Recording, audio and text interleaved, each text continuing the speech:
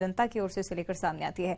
तो मध्य प्रदेश में इसी साल अंत में विधानसभा चुनाव होने हैं और ऐसे में सभी दलों के संभावित उम्मीदवार चुनावी तैयारियों में जुट चुके हैं। मतदाता भी बीते कार्यकाल का हिसाब किताब लगाने में जुट चुके हैं और आखिर उनके क्षेत्रों में कितना विकास हुआ है, कितना नुकसान हुआ है, आज बात होगी आगर मालवा जिले के सुसनेर विधानसभा क्षेत्र के। यहां पर वोटर्स क्या सोचते हैं, आइए जानते हैं।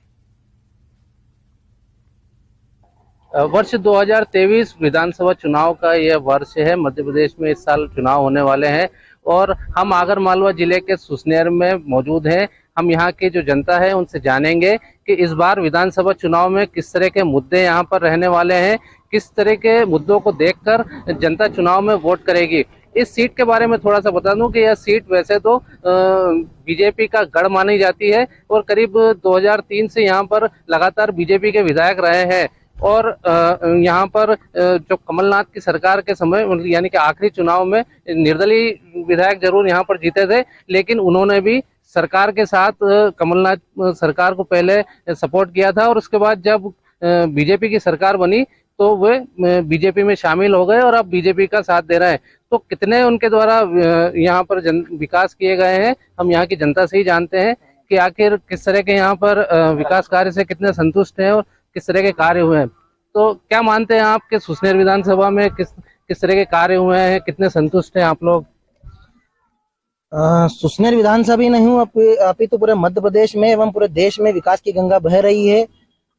हम 2003 की बात करें तो यह मध्य प्रदेश जब कोई अन्य राज्य का व्यक्ति मध्य प्रदेश में आता था तो गड्ढे प्रारंभ हो जाते थे तो वह बस में बैठा बैठा ही अनुमान लगा लेता था कि मध्य प्रदेश चालू हो गया है। लेकिन आज हम देखें तो पूरे मध्य प्रदेश में गांव-गांव में सड़कों का जाल बिछा हुआ है।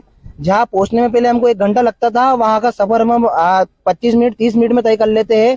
मैं आवास की बात करूं तो गांव-गांव में पक्के मकान हितग्राहियों को मिले हैं। एक और अभी बात करूं मैं तो अभी मध्य प्रदेश सरकार द्वारा लाडली बहन योजना के तहत प्रत्येक माह 1000 रुपये प्रति माह का वेतन दिया जाएगा।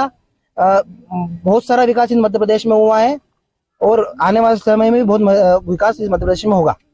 तो ये मानते हैं कि यहाँ पर विकास हुआ है, क्या आप भी मानते हैं कि क्षेत्र में काफी विकास हुआ है? मुझे तो नहीं लगता है। जो कमलनाथ सरकार के जो 16 महीने की सरकार थी उसमें जो किसानों को मुआवजा बिना सर्वे मुआवजा दिया गया था और जो उसके बाद में जो 2.5 से 3 साल हम देख सकते हैं किसान भाई भी सब साथ में यहाँ पे हैं।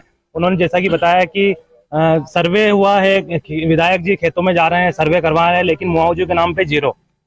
सुसनेर में विधायक जी के निवास के सामने ही बात करें हम, सामुदायिक स्वास्थ्य केंद्र जिसे सिविल अस्पताल का दर्जा मिल गया है, वहाँ पे सुविधाओं की बात करें तो वहाँ पे सुविधाएं 0 है और अपने मरीज वहाँ पे इलाज के लिए जाता है, वहाँ पे डॉक्टर नहीं मिलते हैं। डॉक्टरों की सूची तो वहाँ प्रशासन वहाँ पे लगा दी गई है, 6-7 डॉक्टर है, लेकिन इलाज के नाम पे कोई बैठता नहीं है। एक और मुद्दा बताऊंगा मैं, अस्पताल का डिजिटल एक्सरे मशीन जो विधायक निधि द्वारा कोरोना काल में मंगवाई गई थी, वहाँ आज भी फोटो जो डिजिटल एक्सरे करवाने जाते हैं तो उससे अच्छा तो फोटोकॉपी का प्रिंट अच्छा आता है। तो देखिए डिजिटल मशीन कहाँ गई, लाखों रुपए का कहाँ गया, हम बता नहीं सकते हैं इसके बारे में।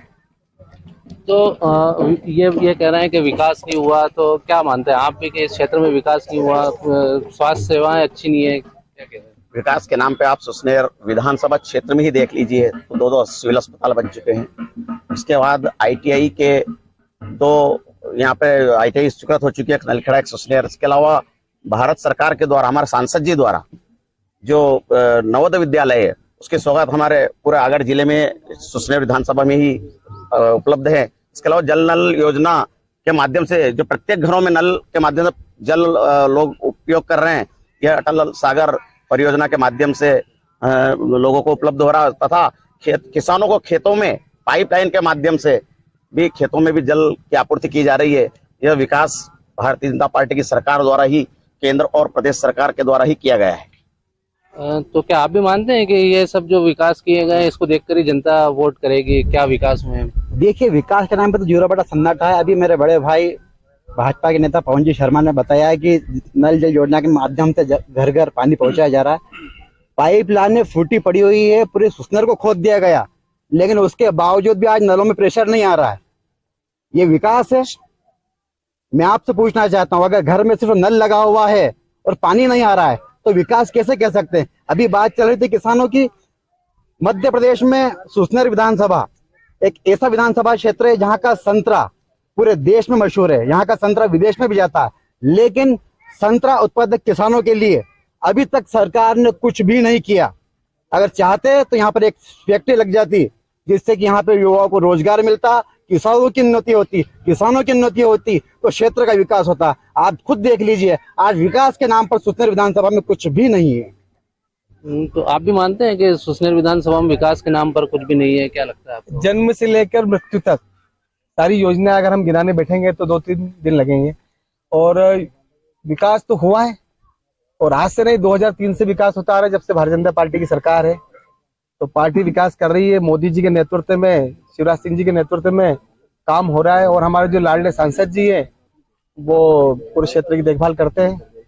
तो किसानों का और बहनों का, महिलाओं का, सभी का ख्याल रखना है सरकार और विकास हो रहा है। पूरा शिवराज जी ने तो लाडली बहना योजना के माध्यम से जो 1000 हमारी जो बहनों को मिलेगा, उनने कोई फैसिलिटी रखी, ना कोई समाज रखी, सामान्य, पिछड़ा, दलित सारे वर्गों को उनने ये दिया है। और लाडली लक्ष्मी योजना जो हमारी छोटी बच्ची रहती है उनकी देखरेख, उसके बाद किसानों की और सारे लोगों की, मतलब अगर हम ये कहें कि जन्म से लेकर मृत्यु तक की जो योजना है वो सब शिवराज सिंह जी चौहान कर रहे हैं। तीर्थ दर्शन योजना है, अभी जगन्नाथपुरी लगाए थे, पूरे यहाँ से लगाए थे, 29 को फिर जारी है।